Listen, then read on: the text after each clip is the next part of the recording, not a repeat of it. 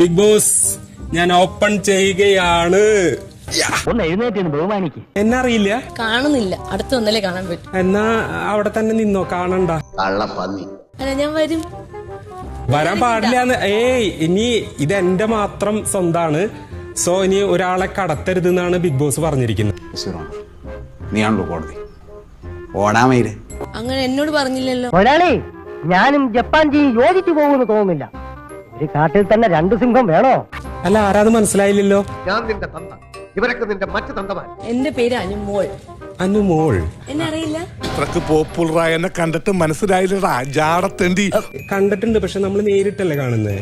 സ്ക്രീനിൽ വേറെ അനുമോളാണ് ഞാൻ പ്രതീക്ഷിക്കുന്നത്. പക്ഷെ എന്റെ മനസ്സിലുള്ള കളർ ഇതല്ലായിരുന്നു. പിന്നെ നല്ല ചുവന്ന റെഡായിരുന്നു. തടിയൊക്കെയല്ലേ? അങ്ങനെയല്ല, സംതിങ് ഡിഫറെന്റ്. നേരിട്ട് കാണുമ്പോ സ്ക്രീനിൽ കാണുന്ന അത്ര ഭംഗി അല്ലെങ്കിൽ സൗന്ദര്യം ഇല്ല. സ്ക്രീനിൽ കാണുന്ന അത്ര ഭംഗി അല്ലെങ്കിൽ സൗന്ദര്യം ഇല്ല. എനിക്കിപ്പോ ഇല്ല.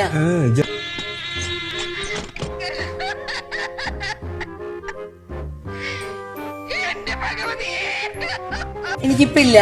Just A normal girl. പക്ഷേ മുഖത്തത് കാണുന്നില്ല. അവൻ ഇപ്പൊ തന്നെ മോഹം കഴിയുള്ളൂ, ഒലിച്ചു പോയിട്ടുണ്ടാവും. ബേബി ആയിരിക്കാം, ഞാൻ സത്യസന്ധമായിട്ട് പറഞ്ഞതാണ്. സത്യം സത്യമായി പറയുന്നവനായി ഈ രാജാക്കന്ന്. ഈ വേഷം കെട്ടി കണ്ടിട്ട് ഇയാൾ ഇച്ചിരി ഓവറാണോ എന്നൊരു സംശയം.